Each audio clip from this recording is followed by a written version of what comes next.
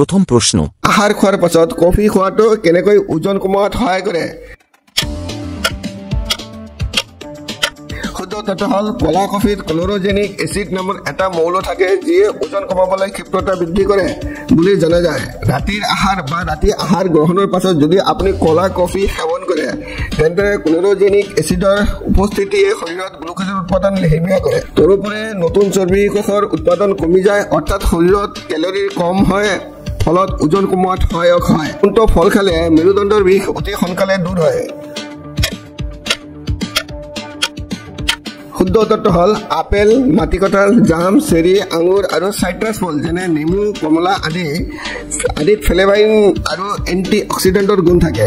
এই উদ্ভিদ যৌগবোৰে মেৰুদণ্ডৰ বিষ হ্ৰাস কৰে, লগতে আঁঠু আৰু কঁকালৰ বিষৰ ফলত হোৱা প্ৰদাহবোৰ লাঘৱ কৰে।